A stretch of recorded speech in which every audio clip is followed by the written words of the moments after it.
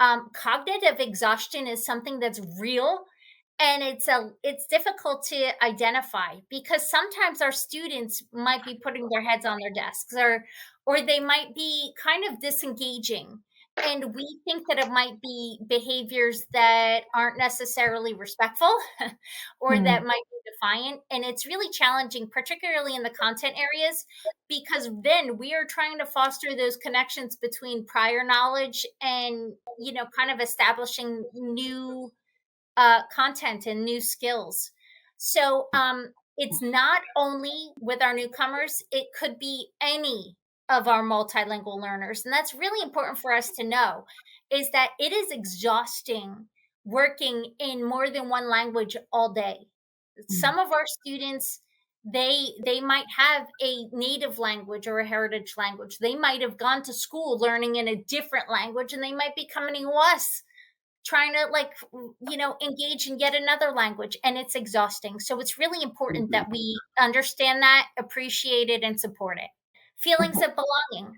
So we have to make sure that our students are not marginalized to the side of the room, that they are not, that we don't assume that they're going to be friends with certain populations because maybe they share a language.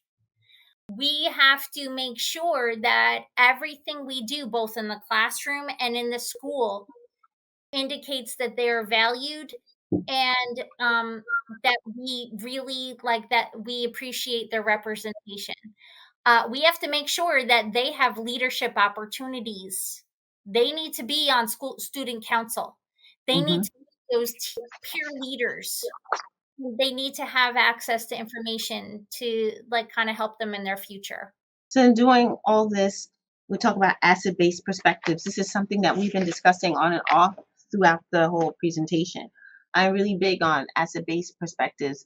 Coming out of COVID, when everyone started talking about learning loss, I really got deeply involved in what do you mean by learning loss and why do we always use deficit speech? There's a lot of times you see this when we deal with MLs, or students like who might be have IEPs or 504s, but specifically you do see a lot of this MLs.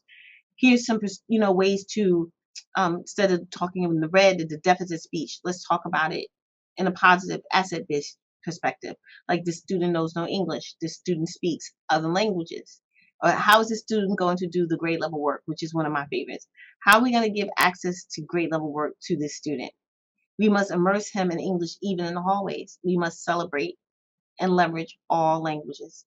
MLs are a lot of work to teach. MLs are a lot of opportunities to teach. And I mean, as an educator, it goes all the ways. Like, teaching is hard work and hard work, but it's worth it in the end. And so I choose to look at it in an asset based lens as opposed to a deficit